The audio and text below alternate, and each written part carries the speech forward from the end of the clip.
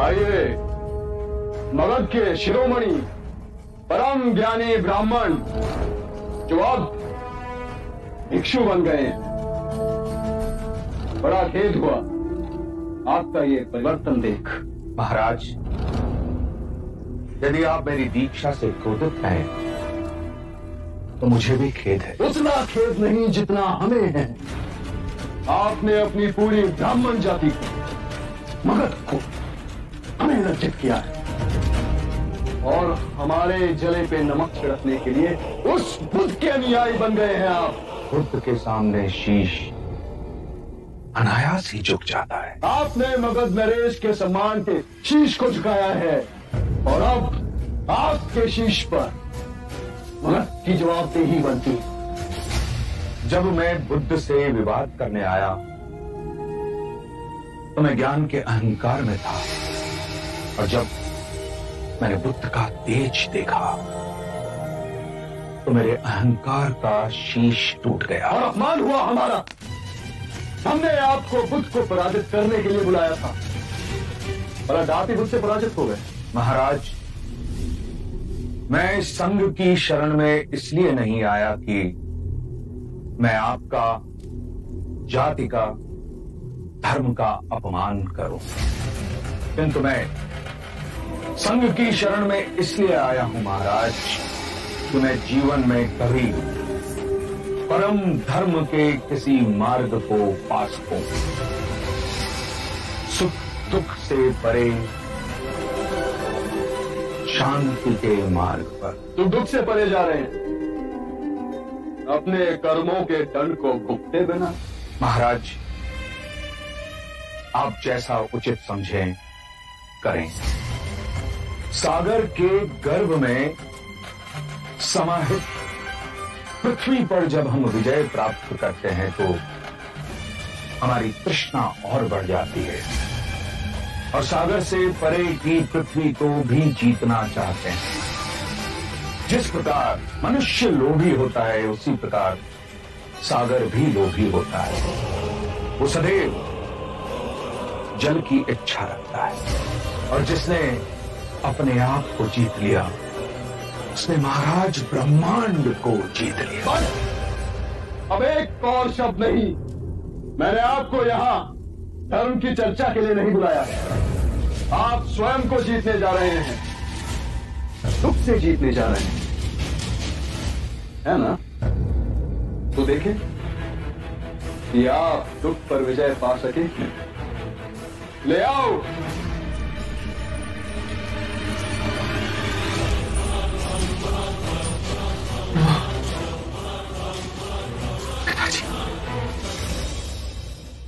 तो परम ज्ञानी सोनदान, अभी तक आप में सुख और दुख ऊपर नहीं हो सकते। आपका दोषी मैं हूं, तो फिर मेरे माता पिता को क्यों दंड दे रहे हो? आपके बुद्ध कहते हैं कि हम सब परस्पर जुड़े हुए हैं, तो दंड आप पाए या आपके माता पिता, अंतर क्या है? हम तो केवल ये देखना चाहते हैं कि दंड का अधिक प्रभाव कहां पड़ता है। मुझे क्षमा कर दे। पुत्र, तुम जी छोटा न करना।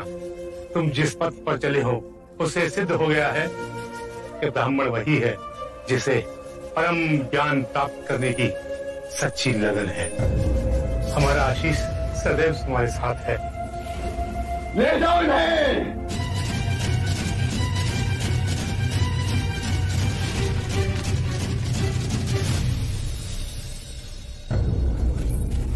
ये सैनिक हमारे साथ क्यों चल रहे हैं? हमारी सुरक्षा के लिए। वन में कई प्रकार के संकट आ सकते हैं। हम जानते थे आप हमें कारावास से छुड़ाने अवश्य आएंगे, किंतु आपको आने में इतने दिन क्यों लग गए? मुक्त तो मैं तुम्हें उसी दिन कर देता मालविका, पर क्या करता? बुद्ध को मगध से दैत्य लाने के लिए जितने दिन लगे उतने दिन तो रुकना ही था, पर अब बुद्ध चैतवन पहुंच चुके हैं। समय आ गया है कि तुम्हें भी वहां पहुंचा दिया जाए जहां तुम सदा सदा के लिए सुरक्षित रहो। धन्यवाद।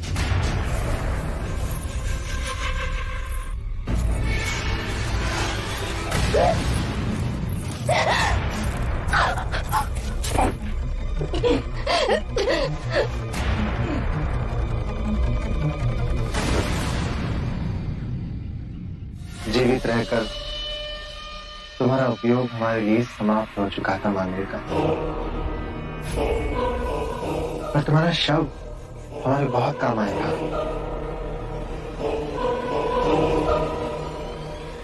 कभी कभी बड़े लोगों के लिए छोटे लोगों को बलिदान देना पड़ता है।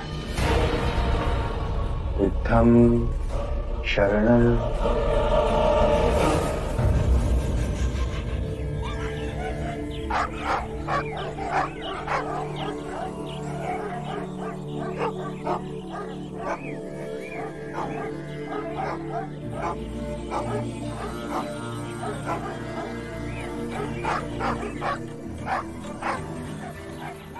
सुबह से इतना शोर मचाया हुआ है कि इन पंछियों और श्वानों के कोलाहल से आपका ध्यान भंग नहीं हो रहा?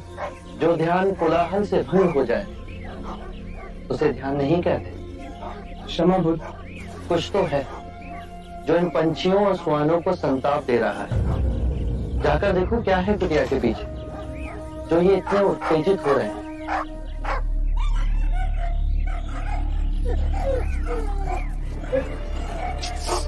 हट हट हट हट।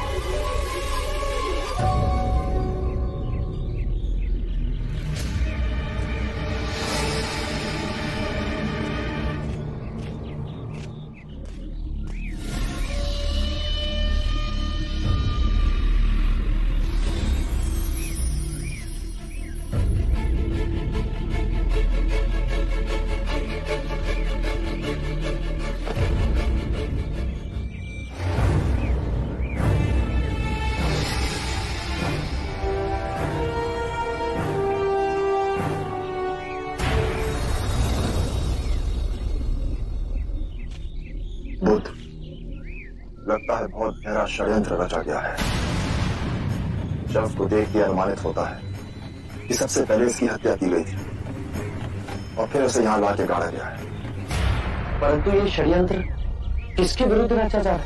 आप करुणा निधान है बुद्ध, परंतु इस संसार में ऐसे विषैले सर्प भी हैं तो करुणा का प्रत्युत्तर अपने विष पर डंक से देते हैं। हो ना हो, ये सारा कृत्य आपको कलंकित करने के लिए रचा गया है। ये वही स्त्री है बुद्ध जिसने मगध की भरी सभा में आप पर लांछन लगाने का पाप किया था। जितना बड़ा पाप ना किया उससे बड़ा दंड भोगा है इसने। मैं स्त्री के हत्यारे को खोजकर आपके चरणों में ला फेंकूंगा।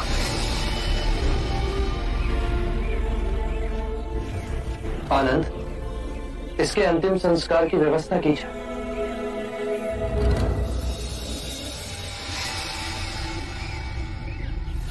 बंधु दोमुख,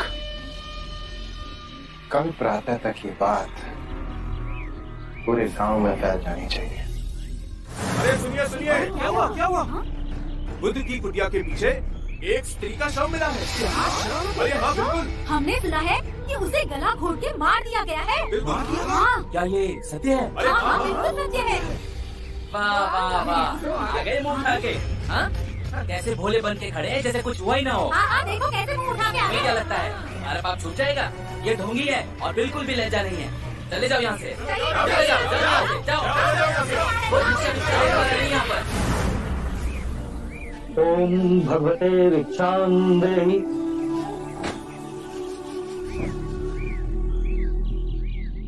क्या ये सच है कि आपके संग में किसी स्त्री की हत्या करके उसका शव गाड़ दिया गया था और फिर वो शव बुद्ध की कुटिया के समीप पाया गया है। जाओ कोई और घर खोजो। किस मुंह से भिक्षा मांगने आए हैं आप? हम हथियारों को भिक्षा नहीं देते हैं। जाओ यहाँ से।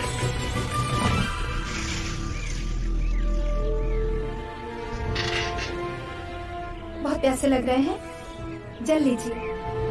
लोग तो कुछ भी बात बनाए, हमें बुद्ध पे विश्वास है। रुको, एक बूंद जल न देना इन पाखंडियों को।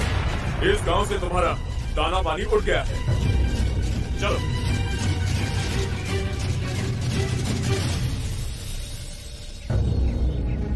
इनका स्वास्थ्य पहले ही ठीक था और जब से गांव वालों ने भिक्षुओं का बहिष्कार किया तब से इसके गले में अन्न का एक दाना नहीं उतरा। अगर इसी तरह से भूखा रहा तो इसके प्राण निकल जाएंगे। वो अज्ञानी है जो आप पर ऐसे लांछन लगा रहे हैं। क्षमा कर दो, मैं स्वयं जाकर तुम्हारे लिए अन्न का प्रबंध करूंगा। कैसे विश्वास दिलाएं गांव वालों को कि उस स्त्री की हत्या में हमारे संघ का कोई हाथ नहीं। परंतु तो गांव वाले भी हमसे घृणा करते हैं बुद्ध। घृणा का उत्तर घृणा से देना कभी सार्थक नहीं हुआ। घृणा प्रेम से मिटती है और यही शाश्वत नियम है। परंतु इस असत्य को सत्य मानने लगे हैं लोग। 3 बातें कभी अंधकार में नहीं छिपती, सूर्य, चंद्रमा और सत्य। बिना अन्न के हम जीवित रह सकते हैं, परंतु बिना जल के आप सबके लिए ये दिन कठिन और विषम होगा। परंतु योग साधना में इसका एक मार्ग है। अपनी जिह्वा को गोल बना बाहर निकालिए और मुख से श्वास लीजिए। प्यास नहीं सताएगी।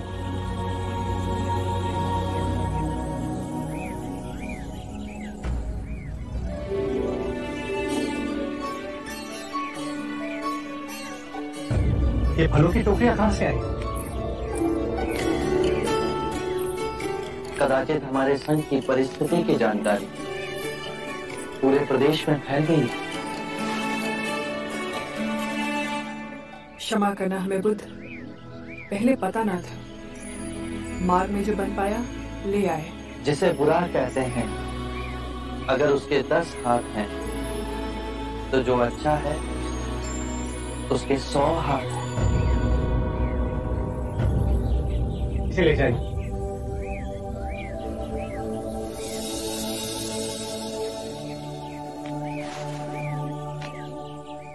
तुम्हारा यहाँ आना अकस्मात नहीं जीवक। जब बचपन में आपसे मिले तो आपकी छवि अमित छाप मेरे मन में छोड़ गई। तक्षशिला में पढ़ वैद्य की शिक्षा प्राप्त की है जीवक ने।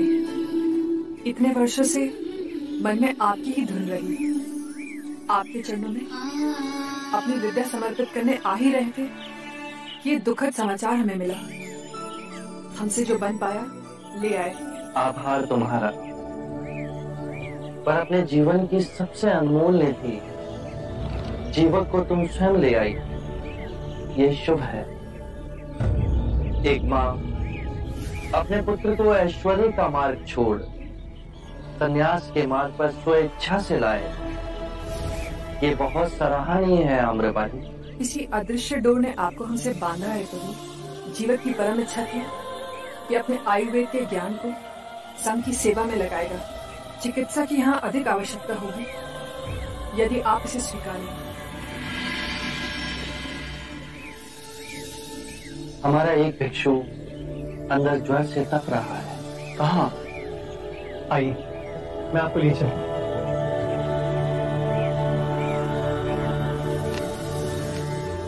आम्रपाली, भिक्षुओं के लिए अन्न जल का प्रबंध कर तुमने महान कृत्य किया है, परंतु संघ को एक वैद्य देकर संकट के समय तुमने हमारी सहायता की है। आम्रपाली,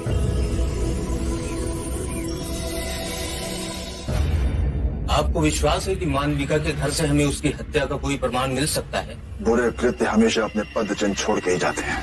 ढूंढो।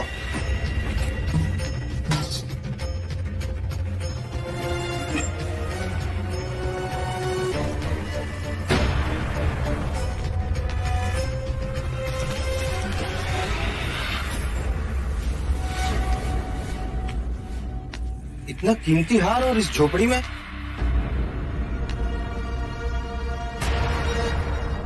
ये तो किसी पुरुष का हार है। राज घराने के चिन्ह भी इंगित है। शाक के राज परिवार का चिन्ह।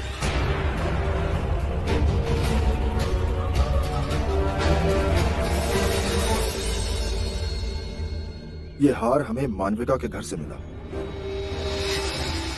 इस पर शाक के देश का चिन्ह देख कुछ समझ नहीं आया हमें। सोचा तुरंत आपके पास ले आऊं।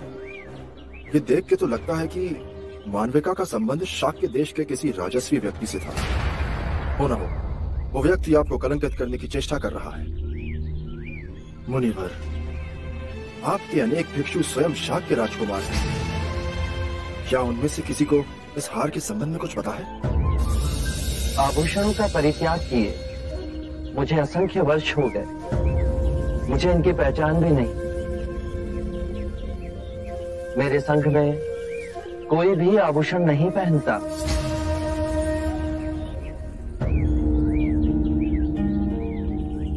एक बात और मुनिवर, हमने मानविका के आसपास रहने वाले लोगों से भी पूछताछ की। एक ने बताया कि लगभग 1 वर्ष पूर्व एक राजस्वी व्यक्ति मानविका के साथ रात्रि में उसके घर गया था।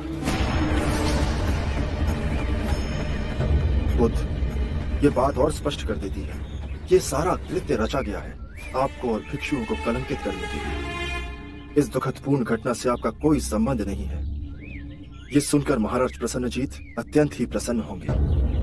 मैं कल से ही आसपास के सारे गांव में ढोल पिटवाते हुए संदेश भिजवाऊंगा कि बुद्ध और उनके सारे भिक्षु निर्दोष हैं। आपके संघ को लेकर लोगों ने जिस प्रकार का विष उगलना शुरू कर दिया है, अब उसे समाप्त होना चाहिए।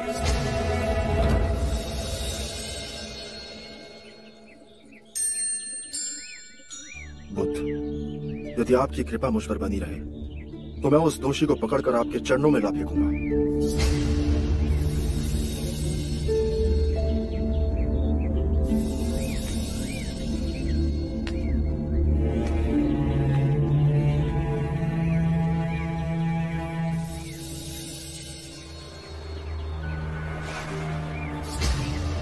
बुद्ध, 1 वर्ष पहले हमारे संघ में शाके कुंज से दीक्षा लेने वाला तो एक ही व्यक्ति है, देवदत्त। मुझे लगता है कि इस कृत्य के पीछे देवदत्त का ही हाथ है। क्या तुम्हारे पास कोई प्रमाण है कि ये कार्य देवदत्त ने किया है? नहीं। तो फिर देवदत्त पर संशय मत करो। सत्य कभी छुपाया नहीं जा सकता। और यदि यह घटनाक्रम देवदत्त के द्वारा घटित हुआ है तो सबसे अधिक मुक्ति की आवश्यकता देवदत्त को है। और यदि देवदत्त अपराधी है तो उसका अंतर्मन उसे कठोर दंड देगा और वो इस पीड़ा से बचना चाहेगा। जिस प्रकार अंगुलीमाल का रूपांतरण अहिंसक में हुआ, उसी प्रकार देवदत्त का भी होगा। मनुष्य केवल अपनी अंतरात्मा को जगाने से बदलेगा।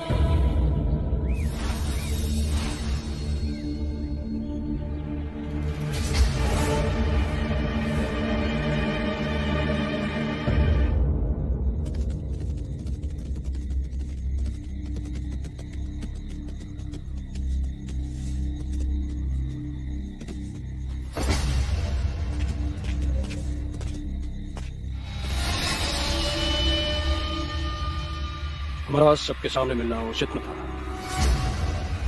तुम्हारा संदेश पाकर मैं समझ गया था।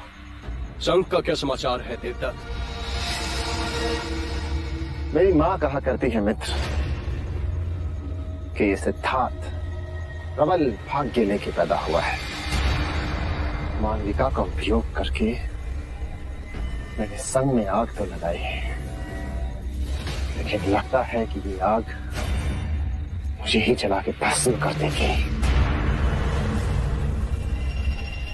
तुमने भी तो सोनदंड को मारा बनाकर मात खाई है हमने समस्त मगध के सामने, किंतु हार नहीं मानी। प्रयास जारी है हमारा। जाल फैलाते रहेंगे, कभी ना कभी तो हमारे जाल में अवश्य फंसेगा। बुद्ध, मित्र, क्या तुम मुझे अपने कुछ विश्वसनीय लोग दे सकते हो जो वेश बदलकर भिक्षुकपन संघ में शामिल हो सके? और मुझे एक वन भी चाहिए, एक जहां पे केवल मैं और भिक्षु जा सके। हम तुम्हें दोनों दे सकते हैं देवदत्त, किंतु तुम करना क्या चाहते हो? बुद्ध बड़ी शांति में स्थिर है ना?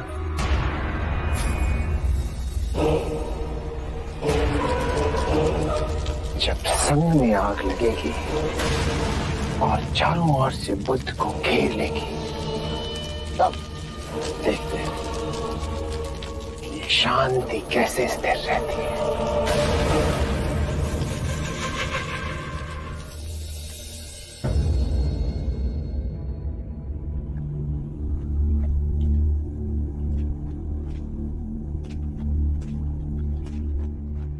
विचलित ना हो महाराज, बुद्ध अवश्य आएंगे। बुद्ध के पावन हाथों से यदि ये विधि होगी तो धन्य हो जाएंगे हम। महाराज, बुद्ध आ गए।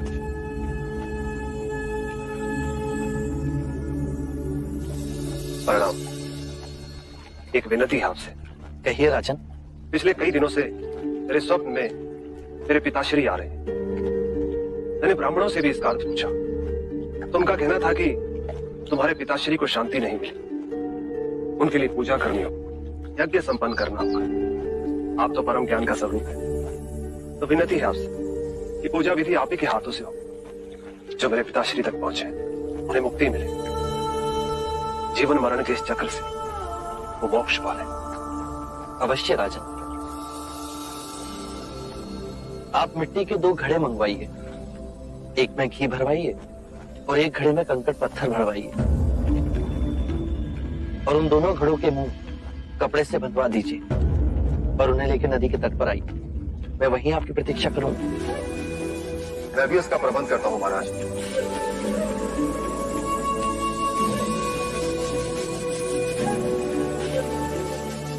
महाराज, अब आप इन दोनों घड़ों को पानी में डाल दीजिए।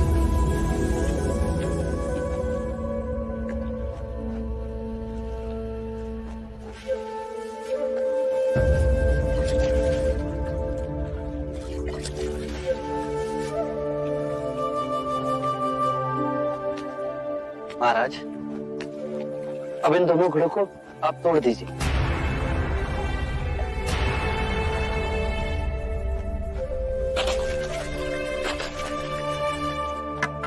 महाराज, अब आप ध्यान से देखिए, घी ऊपर और पानी पर तैरने लगा।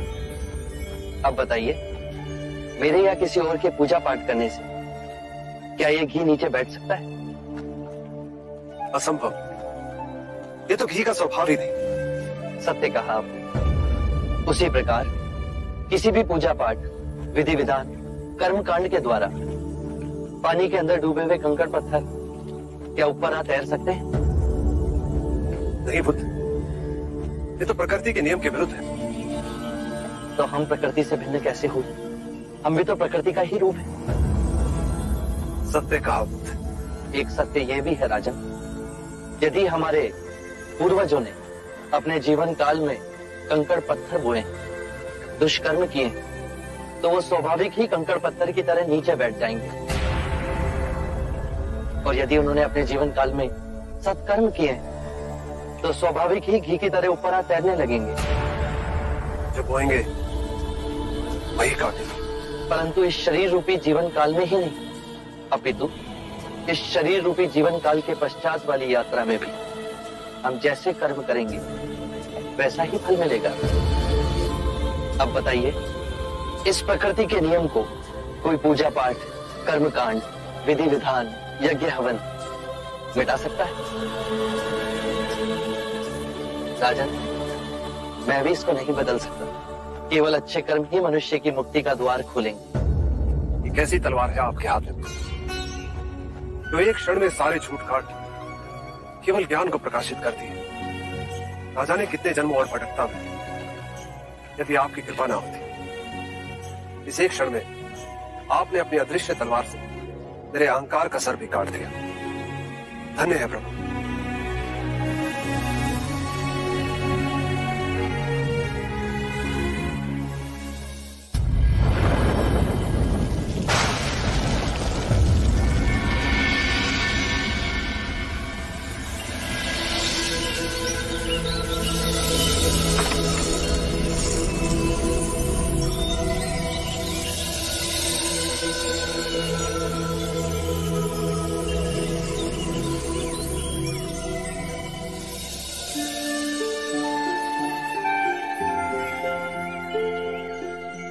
बुद्ध को हमने प्यार से तथागत का नाम दिया।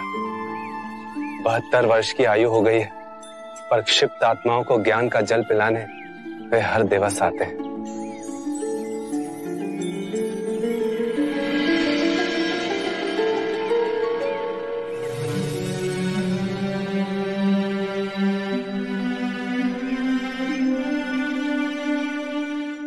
कितनी ही ऋतुएं आई और गईं, कितनी ही बार इस धरती ने करवट बदली, कितने ही राजा और महाराजा आए और चले गए, किंतु हम कितने भाग्यवान हैं कि बुद्ध के उपदेश हमें आज भी इन परिवर्तनों में शांत और स्थिर रखते हैं।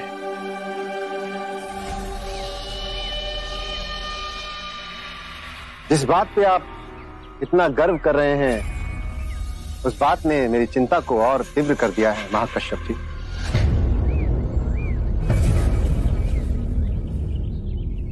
मैं आपसे अपनी और अपने जैसे कई और भिक्षुओं की ओर से एक प्रार्थना करना चाहता हूं। बुद्ध, हम सबका ये मानना है कि संघ की ये प्रतिदिन की समस्याओं को सुलझाने के कारण आपकी साधना बाधित हो रही है। साधना की नई पद्धतियां, नए मार्ग को खोजने में बड़ी कठिनाई हो रही है।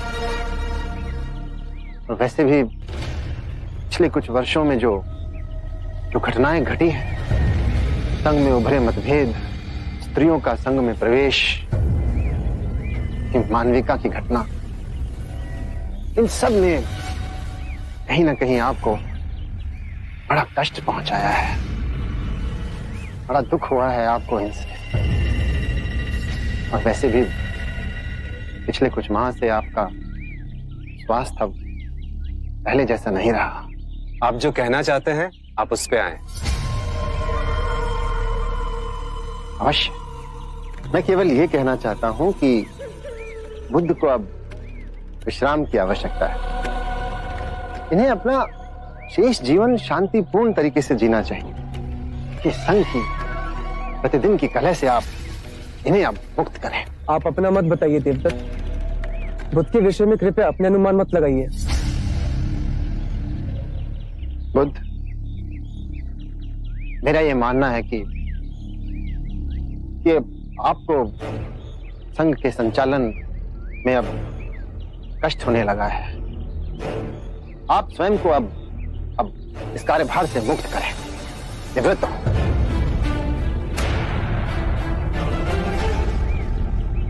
संघ के संचालन की बागडोर अब मैं अपने हाथों में लेने के लिए तैयार हूं।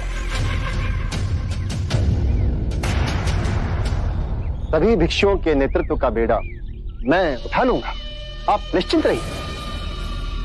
हमारे लिए विचार ही असहनीय है कि बुद्ध के अलावा संघ का कोई और चालक हो।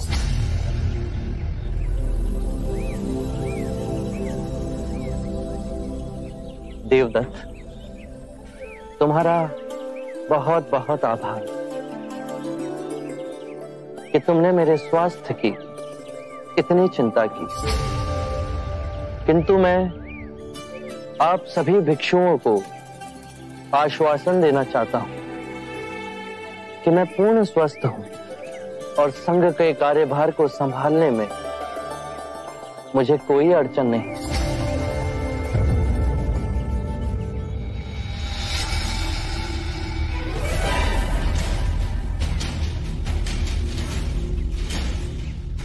ये देखिए आप बुद्ध, और केवल यही नहीं, इनके अलावा और भी बहुत से भिक्षु हैं बुद्ध जो मेरी बात से सहमत है। हे बुद्ध, मेरी आपसे याचना है कि आप संघ का संचालन अब मुझे करने दें और स्वयं अवकाश ले लें। देवदत्त, तुमने अपनी बात कही, अब मैं अपनी बात कहूं। आप सभी अपना आसन ग्रहण करें।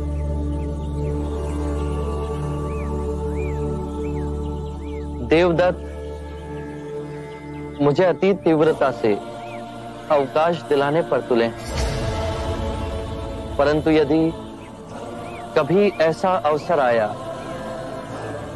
कि मुझे संघ का कार्यभार किसी और को सौंपना पड़े, तो देवदत्त से अधिक योग्य, परिपक्व, कुशल भिक्षु इस संघ में हैं, जो देवदत्त से कहीं अधिक कुशल और गुणी हैं। मैंने आज तक मोगलाना, सरिपुत्र और महाकश्यप जैसे महान भिक्षुओं को संघ का नेतृत्व करने का अधिकार नहीं सौंपा। तो देवदत्त, मैं तुमसे संघ को चलाने का अनुरोध कैसे कर सकता हूं? और जहां तक प्रश्न सामर्थ्य का है,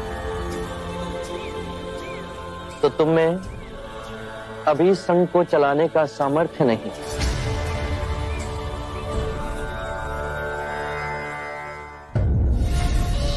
देवदत्त जी, दिल छोटा मत कीजिए। संघ की बागडोर इतनी आसानी से हाथ में नहीं आएगी। अंत में निकला तो वही ना। बुद्ध भी समान मनुष्य की भांति सत्ता के लालची ही निकले। अपना आसन किसी दूसरे को देने में संकोच कर रहे हैं। ये बुद्ध जब सिद्धार्थ थे ना, तब भी इनकी मनोवृत्ति बिल्कुल ऐसी थी। सच में? और क्या, तब भी हर बात पे ये प्रतिद्वंद करने की इनकी महान प्रवृत्ति ऐसी थी,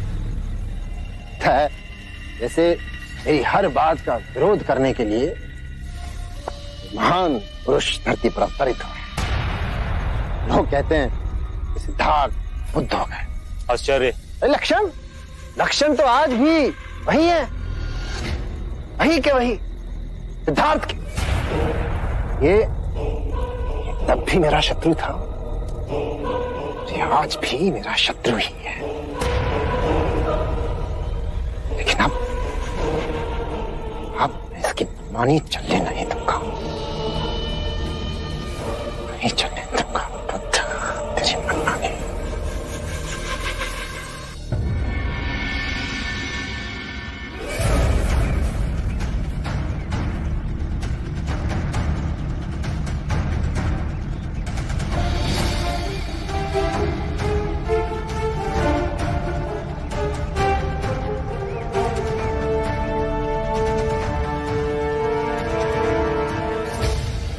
प्रिय भिक्षुओं, अभिनंदन है, स्वागत है आप सबका।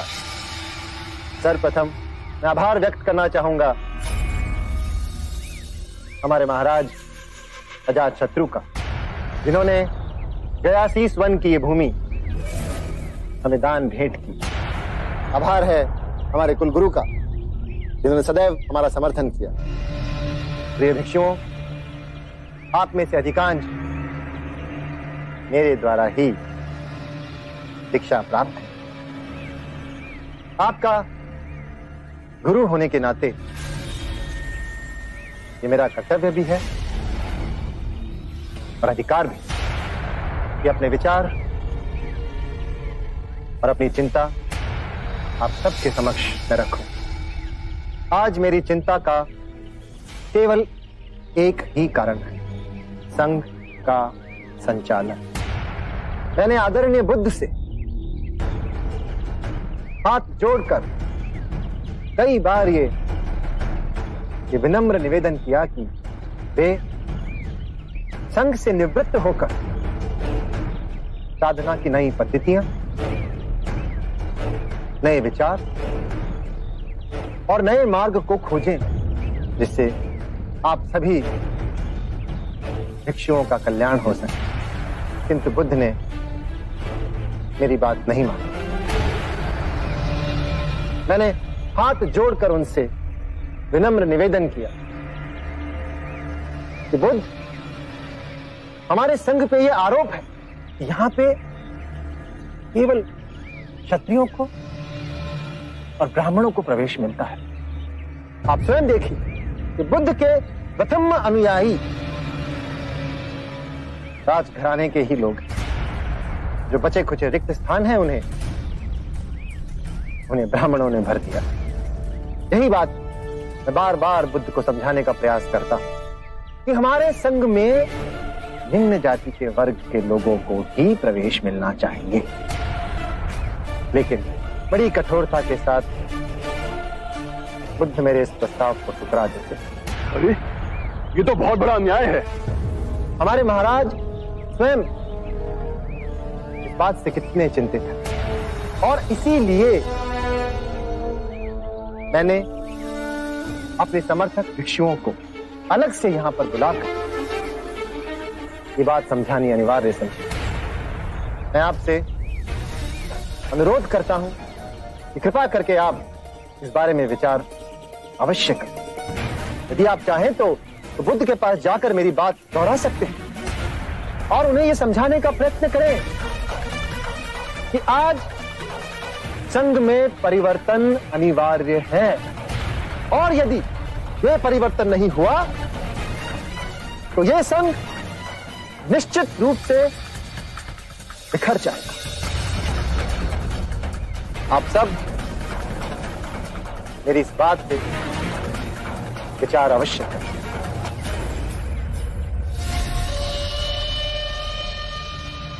महाराज, ये देवदत्त भिक्षुओं को इकट्ठा करने की अपनी चिंता जता रहा है या फिर उन्हें बुद्ध के विरुद्ध इकट्ठा कर रहा है? कुलगुरु, इसे ही राजनीति कहते हैं। बस एक बार इस फूट की सूचना हर संघ में गूंज जाए, फिर देखते ही देखते बुद्ध का संघ टूट के बिखर जाएगा। आरंभ हो गई निर्वाण प्रथा, सुनो सुनो ये बुद्ध कथा। इस शरीर रूपी जन्म में ही नहीं, शरीर के पश्चात वाली यात्रा में भी जैसा कर्म होगा वैसा ही फल होगा।